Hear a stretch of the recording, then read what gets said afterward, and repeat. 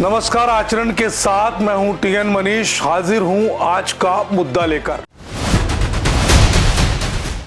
आज के मुद्दे में हम बात कर रहे हैं उत्तराखंड की उस देवभूमि की जो अब आपदाओं की भूमि बनती जा रही है। इस सीजन की 7वीं बड़ी आपदा ने फिर से तबाही मचा दी है। देहरादून में रात भर की मूसलाधार बारिश ने सब कुछ तबाह कर डाला। 5 घंटे में 7.5 इंच से ज्यादा बारिश हुई, जो सामान्य से कई गुना ज्यादा है। सहस्त्रधारा इलाके में बादल फटने जैसी स्थिति बनी, पुल टूट गए, हाईवे बह गए और 13 लोगों की असमय मौत हो गई। मसूरी में तकरीबन 2000 पर्यटक फंसे हुए हैं, जबकि ऋषिकेश की चंद्रभागा नदी आमतौर पर जो सूखी रहती है, बाढ़ से उफान पर है। क्या ये सिर्फ मौसम की मार है या हमारी लापरवाही? आइए मुद्दे में विस्तार से जानते हैं। ताजा अपडेट्स के मुताबिक देहरादून के सहस्त्रधारा में मालदेवता इलाके में भारी नुकसान हुआ है। टपकेश्वर महादेव मंदिर पानी में डूब गया। सहस्त्रधारा मार्केट बाढ़ में बह गया। कई दुकानें, रेस्टोरेंट तबाह हो गए। एसडीआरएफ और एनडीआरएफ की टीमें रात भर से रेस्क्यू ऑपरेशन कर रही है। अब तक 900 से ज्यादा लोगों को सुरक्षित निकाला गया, लेकिन 16 लोग अभी लापता हैं। मुख्यमंत्री पुष्कर सिंह धामी ने स्थिति की समीक्षा की और केंद्र से मदद मांगी है।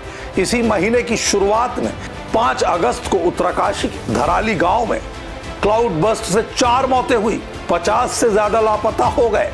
सितंबर में ही उत्तरी भारत में फ्लैश फ्लड से रोड ब्लॉक कर दिए गए और रेस्क्यू को मुश्किल बना दिया गया। मौसम विभाग ने रेड अलर्ट जारी किया है। आने वाले दिनों में और बारिश की आशंका है। अब सवाल यह है कि उत्तराखंड में लगातार तबाही क्यों हो रही है? विशेषज्ञों का कहना है, हमने हिमालय को इंजीनियरिंग की प्रयोगशाला बनाकर रख दिया है। अनियोजित निर्माण, हाइड्रो प्रोजेक्ट्स, रोड कटिंग और पर्यटन के नाम पर जंगलों की बेतहाशा कटाई ने कुदरती संतुलन बिगाड़ कर रख दिया। पिछले 2 दशकों में सीमेंट कंक्रीट के जंगलों ने मिट्टी को कमजोर कर दिया, जिससे लैंडस्लाइड और फ्लैश फ्लड्स बढ़ गए हैं। पर्यावरणविदों के अनुसार क्लाइमेट चेंज से बारिश का पैटर्न बदल रहा है, लेकिन हमारी नीतियां पुरानी हैं। 2013 की केदारनाथ आपदा के बाद भी हमने कोई सबक नहीं लिया।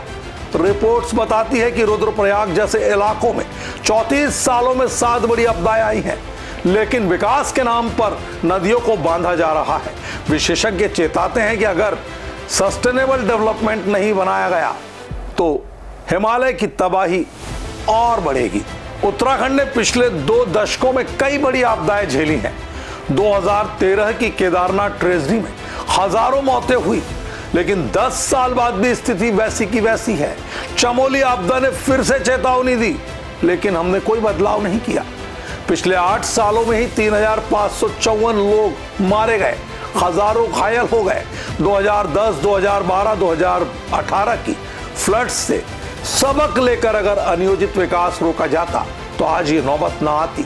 रिपोर्ट्स कहती है कि भूकंपों की हिस्ट्री वाले उत्तराखंड में निर्माण मानकों की अनदेखी हो रही है। क्यों नहीं सीखा गया सबक?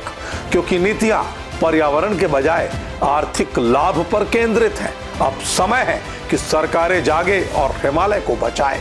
तो दोस्तों, उत्तराखंड की यह आपदा एक बड़ी चेतावनी है। अगर हमने अब भी सबक नहीं सीखा तो देवभूमि की तबाही रुकने वाली नहीं।